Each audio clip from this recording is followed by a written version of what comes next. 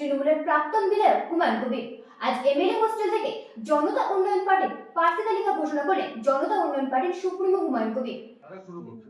আমরা সবাই সকলে অবগত আছি যে বাংলার 294টি বিধানসভা আসনের জন্য ইলেকশন কমিশন 2 দফায় 2 ফেজে ইলেকশনের ডেট ডিক্লেয়ার করেছে বা বিজ্ঞপ্তি করেছে। এটা বিগত প্রায় 1 বছরের তুলনায় অত্যন্ত চ্যালেঞ্জিং বলে আমি মনে করি। বাংলার যে সিচুয়েশন হয় বা রক্তক্ষয়ী নির্বাচন হয় বিগত 10 বছর ধরে আমাদের অভিজ্ঞতা, তাতে লোকসভা কি বিধানসভা যে কোনো নির্বাচনে শান্তিপূর্ণভাবে নির্বাচন বাংলায় হয়নি। সেই দিক দিয়ে ভারতবর্ষের ইলেকশন কমিশন একদিকে এসআইআর 60 লক্ষ মানুষকে বিচারাধীন করে রেখে তাদের জুডিশিয়ালকে দিয়ে ভেরিফিকেশনের কাজ চলছে। যেখানে 7 কোটি 66 লক্ষ ভোটার ছিল সেখানে 6 কোটি 44 লক্ষ ভোটার নিয়ে ইলেকশন কমিশন নির্বাচন ডিক্লেয়ার করেছিল। 60 লক্ষ মানুষকে যে ঝুলিয়ে রেখেছে সেটা অবিলম্বে ইলেকশন কমিশনকে তাদের ভেরিফিকেশন কমপ্লিট করে সাপ্লিমেন্টারি করে অ্যাডিশনাল ভোটার লিস্টে নাম তুলতে হবে। কারণ আনুষ্ঠানিকভাবে যে মনোনয়নের ডেট 30শে মার্চ থেকে হবে তার আগেই এটা ইলেকশন কমিশনকে এগুলা মানুষের যে সঞ্চার হয়েছে বা মানুষ যে বিপুল সন্তুষ্ট হয়ে আছে এসআইআর এর নামে প্রকৃতপক্ষে জেনুইন ভোটারদের এইভাবে বাদ রেখে নির্বাচন কোনোদিন স্বচ্ছ হতে পারে না। পাশাপাশি আপনারা জানেন যে গতকাল শাসক দলের 291টি আসনে দার্জিলিং এ 3টি বাদ রেখে 291টা আসনে প্রার্থী ডিক্লেয়ার করেছে। বাংলার মুখ্যমন্ত্রী তার আসল স্বরূপটা কালকে নিজেই প্রকাশ করেন। তিনি বলেছেন যে পুরনো আরএসএস এর নেতারা নাকি খুব ভালো ছিল, ওনার সঙ্গে খুব সুসম্পর্ক ছিল, আর এখনকার আরএসএস টা ওনার কথা মতো চলে না বা ওনার সঙ্গে খুব একটা ভালো সম্পর্ক নেই। আমি কিন্তু অনেকদিন আগে থেকেই বলেছিলাম বাংলার মুখ্যমন্ত্রীর সঙ্গে উনি উপরে উপরে মুসলমানদের বলে যে গরুর দুধ দেয় তাদের লাত খাওয়া ভালো, কিন্তু প্রকৃতপক্ষে উনি যে আরএসএস এর সঙ্গে সখ্যতা রেখে বা আরএসএস এর সঙ্গে ওনার যে একটা নিবিড় সম্পর্ক আছে তিনি কালকে নিজেই সেটা প্রকাশ করেছেন। তাই আমি বলবো যে বাংলার মুখ্যমন্ত্রীর মুখ আর মুখোশ সম্পূর্ণ আলাদা। মুসলিম সমাজের কাছে আমি প্রকাশ্যই বলবো, বাংলার মুসলিম সমাজের কাছে, যে এই আরএসএস মার্কা মুখ্যমন্ত্রী যেন চতুর্থবারের জন্য কোনো মতেই বাংলার এই মুখ্যমন্ত্রীর আসনে না বসতে পারে। তার জন্য আমরা আমাদের দলের তরফ থেকে আমরা টোটাল 182টি আসনে প্রার্থী দেব। তো আজকে তার আনুষ্ঠানিকভাবে কয়েকটি নাম আমরা আপনাদের জানাবো খুব সংক্ষিপ্ত। সেটা মালদা আর মুর্শিদাবাদ, এই কেন্দ্রে একটা পশ্চিম মেদিনীপুর, এটা নিয়ে টোটাল একটা সংক্ষিপ্ত ঘোষণা করছি। বাকি আগামী 22 তারিখ রবিবার বেলা ঠিক 1টার সময় টোটাল 182 যেটা বাকি থাকবে নিম আমার সঙ্গে আনুষ্ঠানিক ভাবে জোটে থাকবে। কাজেই আগামী 22 তারিখে নিমে কোন কোন আসনে লড়বে আর আমরা টোটাল 182-র মধ্যে আমরা কত আসনে লড়বো সেটা আপনাদেরকে পরিষ্কার করবো। তাই বাংলার মুখ্যমন্ত্রী যে কথাটা নিজেই বলেছেন, স্বীকার করেছেন যে পুরনো আরএসএস এর কাজে যারা বাবরি মসজিদ ভেঙেছে যে আরএসএস তিনার সঙ্গে ওনার সম্পর্ক ছিল সেটা কাল প্রমাণ করেছেন। তাই বাংলার মুসলমানদের বলবো যারা বাবরি মসজিদ ভাঙে তার সঙ্গে মমতা বন্দ্যোপাধ্যায়ের এত সুখ্যাতি থাকে, এত ভেতরে ভেতরে লাইন আপ থাকে, বাংলার মুসলমানরা যেন এই বাবরি মসজিদ যারা ভেঙেছিল যাদের সঙ্গে ওনার এত সুখ্যাতি এত সুসম্পর্ক, সেই মমতা ব্যানার্জির মুখ আর মুখোশ যে আলাদা সেটা যেন আগামী দিনে no vote to Mamata, no vote to TMC, এটা আমরা ডাকছি এবং এটা বলার জন্যই আপনাদের ডেকেছিলাম। এবং সংক্ষিপ্ত যে প্রথম ফেজের যে প্রার্থী তালিকা সেটা আপনাদের আমি আমার কোনো পেপার না দেখেই আপনাদের বলে দিচ্ছি। প্রথমে বর্ধমানের পূর্বস্থলী বাপন ঘোষ, পূর্বস্থলী উত্তর বাপন ঘোষ আমাদের শ্রমিক ইউনিয়নের রাজ্য সভাপতি ও ক্যান্ডিডেট করবে। আমি হুমায়ুন কবির 70 রেজিনগর এবং 74 নওদা দুটো কেন্দ্র থেকে কনটেস্ট করবো।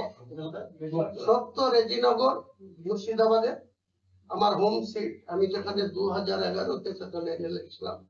সেই 70 রেজিনগর এবং 74 নওদা যেখানে TMC Saina Mumtaz MLA existing ছিল, আবার সে পুনরায় টিকিট পেয়েছে, আমি সেখানেও কনটেস্ট করব। ইয়াসির হায়দার, অপূর্ব সরকার যেখানে 4 বারের এমএলএ, এবারও কন্টেস্ট করছে টিএমসির হয়ে, সাংগঠনিক জেলা তৃণমূলের সভাপতি, তার বিরুদ্ধে আমাদের দলের ক্যান্ডিডেট ইয়াসির হায়দার। এছাড়াও বেলডাঙ্গা, 71 বেলডাঙ্গা, সেখানে আমাদের দলের state youth president Syed Ahmed Kabir, সে কন্টেস্ট করবে বেলডাঙ্গা 71 বিধানসভা। এছাড়া রয়েল ইসলাম মালদা রতুয়া আমাদের দলের হয়ে কন্টেস্ট করবে। রতুয়া যেখানে কমল মুখার্জি এমএলএ আছে, সেখানে আমাদের রয়েল ইসলাম করবে। মালতীপুর যেখানে আব্দুর রহিম বক্সি টিএমসি জেলা সভাপতি, ওখানে আপু মিন্নাত সে কন্টেস্ট করবে।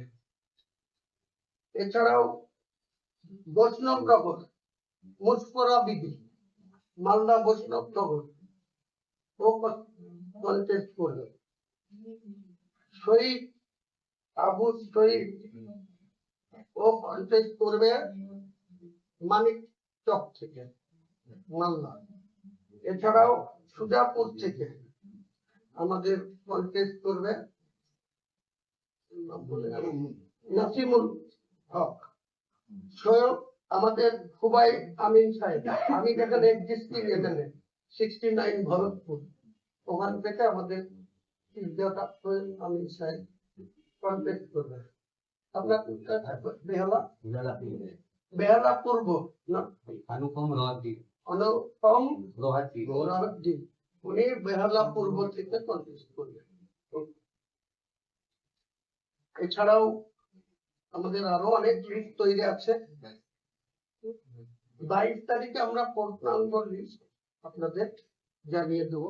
টোটাল 182 জন আমাদের দলের হয়ে মিম, হ্যাঁ, এছাড়াও ফারাক্কা ইমতিয়াজ মোল্লা, ফারাক্কা সে কন্টেস্ট করবে। তাছাড়া আমাদের হরিয়ারপাড়া বিজয় শেখ, যেখানে নিয়ামত হাজি এমএলএ আছে, সেটা মুর্শিদাবাদের হরিয়ারপাড়া বিজয় শেখ কন্টেস্ট করবে। আরো অনেক ক্যান্ডিডেট আমাদের রেডি আছে। আমরা ফাইনাল ফেজ বা ফাইনাল লিস্ট আমরা আগামী 22 তারিখ রবিবার আমরা অবশ্যই আপনাদের আনুষ্ঠানিকভাবে জানাবো। আমার নেতৃত্বে আমার সঙ্গে আনুষ্ঠানিকভাবে মিম থাকবে। মিমরা কত আসনে করবে, মিমের নেতৃত্ব ওয়াইসি সাহেব, তাদের যে রাজ্যের অবজারভার, তাকে রাত্রি পাঠাচ্ছে, আমার কাছে আসবে। কালকে আরেকবার আপনাদের সকালে আমি টাইমলি যৌথ প্রেস বিবৃতিতে কালকেও কিছু লিস্ট। আপনি বেলডাঙ্গা এবং রেজিনগর বলেছিলেন বর্তমান মঞ্চ থেকে আপনি ক্যান্ডিডেট, হঠাৎ বদল হলো? তো হঠাৎ বদল হওয়ার অন্য কোনো কারণ নেই। আমার হোম সিট তো রেজিনগর আগেই বলেছিলাম, আর বেলডাঙ্গা 71-তে ঠিক বলেছে কন্টেস্ট করবো বলে ওয়ালিংও করা হয়েছে। সেখানে বিশেষ কারণে যে রেজিনগরের এমএলএ, তাকে আগেই দল আমার কাছে হারের ভয়ে সরিয়ে নিচ্ছে, তাকে বেলডাঙ্গায় নিয়ে দিচ্ছে। এটা দলের নৈতিক পরাজয় আগেই স্বীকার করে নিয়েছে। তো তারপরে তাকে নিয়ে দিচ্ছে বেলডাঙ্গা। তো বেলডাঙ্গাতে যে আমার কাছে রেজিনগরে 68,000 ভোটে জিতে থাকা এমএলএ যে আমার সাথে কন্টেস্ট করার সাহস করছে না, আমি মনে করি বেলডাঙ্গায় তাকে নিয়ে গিয়েছে, তার সাথে আমার আর কন্ট্যাক্ট করাটা শোভা পায় না, তাই আমি ওখান থেকে সরে গিয়ে আমাদের স্টেট লিডার, আমাদের স্টেট প্রেসিডেন্ট শোয়েব আহমেদ সরকারের contact করলাম। আজকে একটা প্রেস বিজ্ঞপ্তি দিয়েছে এবং সেখানে জানা আছে তাদের কারোর সঙ্গে এখনো পর্যন্ত জোট হয়নি। তার একটা প্রেস রিলিজ দিয়েছে, জানাচ্ছে তাদের কারোর সঙ্গে জোট হয়নি। দেখুন, মিমের সম্বন্ধে আমি কোনো বেশি কথা বলবো না, যারা সর্বোচ্চ নেতা তাদের সঙ্গে আমার যা কথাবার্তা হয়েছে তাতে আমার সাথে পূর্ণাঙ্গ হচ্ছে হবে, আপনারা আগামী দিনে মিলিয়ে এই নেবেন। হুমায়ুনরা অজিত চৌধুরী দাঁড়াচ্ছেন বহরমপুর থেকে, হ্যাঁ। কতটা প্রভাব পড়বে মুর্শিদাবাদের রাজনীতিতে? অজিত চৌধুরী দাঁড়াচ্ছে, অজিত চৌধুরীর সঙ্গে আমার দীর্ঘ 2023 সালের ডিসেম্বর মাসে তার দিল্লির বাড়িতে একবার দেখা হয়েছিল। চেল্লা কুমার তখন ওয়েস্ট বেঙ্গলের দায়িত্ব ছিল এআইসিসি সিডব্লিউসির মেম্বার। তারপরে লাস্ট গত দুদিন আগে কোথাও একটা এয়ারপোর্টে দেখা হয়েছে, কথা হয়েছে, সৌজন্যতা বিনিময় হয়েছে। আমি বলেছি প্রকাশ্যই যে বহরমপুরে অজিত চৌধুরী কন্টেস্ট করলে তাকে জেতানোর জন্য আমার তরফ থেকে সর্বোচ্চ সহযোগিতা পাবে বা করবে। মোহাম্মদ সেলিম দাঁড়াচ্ছে না, কাজে এসব প্রশ্নের কোনো উত্তর। জোট কাজ করলে হচ্ছে না। জোট আমি কারোর সঙ্গে বললাম তো, মিম আছে, আর আজাদ সমাজ পার্টি তো নিজেই রাজ্য সভাপতি, সে দল ছেড়ে দিয়ে আমার দলে জয়েন করেছে। আমি তাকে জঙ্গিপুর সাংগঠনিক জেলার দায়িত্ব দিয়েছি, রাজ্যের ভাইস প্রেসিডেন্ট করেছি। সে ফারাক্কায় কন্টেস্ট করছে। আরো যারা 3-4টে ছোট ছোট পার্টি আছে তারা 22 তারিখে দেখতে পাবেন যে কারা কারা থাকছে। লোগো আমাকে যে শর্ট সময় সেই লোগো পেতে ইলেকশন ডিক্লেয়ার হয়ে গেছিল, হয়ে যাবে সেটা আমাদের জানা ছিল। স্বাভাবিকভাবে আমাকে গত সোমবারে হঠাৎ করে যেতে হয়েছিল দিল্লি, সেখানে একটা কোর্টের নির্দেশ পেয়ে গেছি। কোর্ট ইলেকশন কমিশনকে নির্দেশ দিয়েছে 7 ডেজের মধ্যে আমাকে লোগো দিয়ে দিতে। আমার যে 3টে চয়েস আছে, ফার্স্ট চয়েস আছে, সেকেন্ড চয়েস যাতে, থার্ড চয়েস, তার মধ্যে লোগো আমি আগামী 7 দিনের মধ্যে ভবানীপুরে মমতা বন্দ্যোপাধ্যায় শুভেন্দু অধিকারী লড়াই হচ্ছে এবং সেক্ষেত্রে আপনি বলেছেন আপনি ভবানীপুর এবং নন্দীগ্রামে ক্যান্ডিডেট করবেন। নন্দীগ্রামে আমার প্রার্থী অলরেডি ঠিক হয়ে আছে, আর ভবানীপুরে আমি একজন নন বেঙ্গলি মুসলিমকে প্রার্থী করবো, সেটাও আপনি 22 তারিখে বলছি বেলডাঙ্গায় যার উপর ডিপেন্ড করতে হাসানুজ্জামান তাকে প্রার্থী করলো না, তার জায়গায় কেন কি মনে হয় কেন প্রার্থী করলো কি না? বলবো, রাজ্য শাসক দল অনেক বড় বড় কথা বলছে। কেউ এতদিন কুণাল ঘোষরা বলছিল 250 সিট নিয়ে আবার জ্যাংডিঙ্গি জিতবে, তো তাদের আমি দেখলাম একটা খবরের চ্যানেলে, একটা কাগজেও দেখলাম, মন্ত্রী সহ 74 জন রানিং প্রার্থীকে যারা সরিয়ে নেয় তারা লড়াইয়ের আগেই হেরে বসে আছে। কাজে এসব গালগপ্প করার কোনো মূল্য নাই আগামী দিনে। কাজেই ইলেকশন হতে দিন, 4 মে আসতে দিন, কে কোথায় থাকবে সেদিনকে প্রমাণ করবে। তোমাদের ডিএম এসপিদের একের পর এক চেঞ্জ করছে, রাজনৈতিক চাকরি চলছে, এটা কেন? এটা হওয়ার ছিল, কারণ রাজ্যের প্রশাসন তো তৃণমূলের গোলাম হয়ে কাজ করে।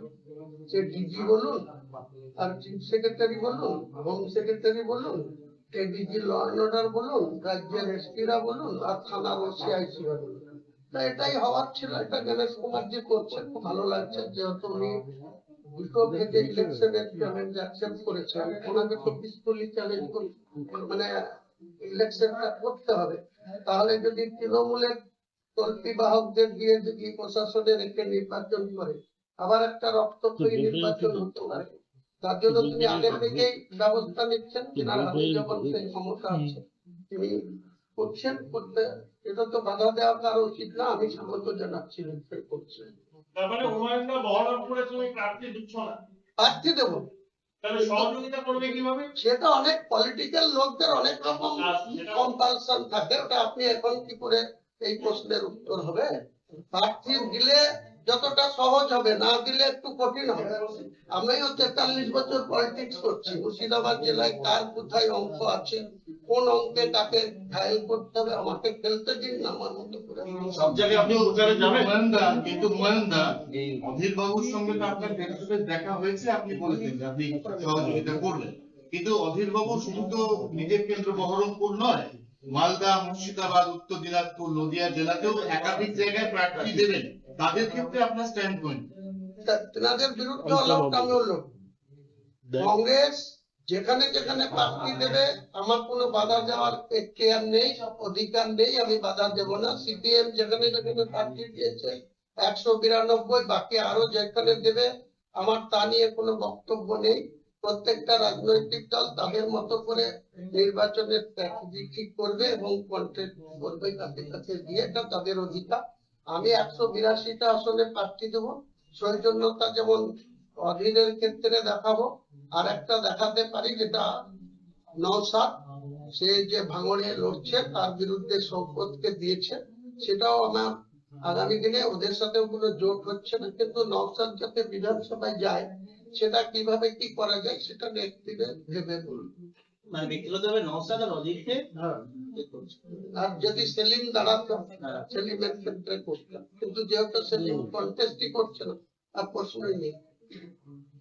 दादा थोड़ा हिंदी में कर लेते हैं। आज आप पहले कैंडिडेट लिस्ट की घोषणा कर रहे हैं, टोटल कितने कैंडिडेट के नाम की घोषणा कर रहे हैं आज? नहीं तो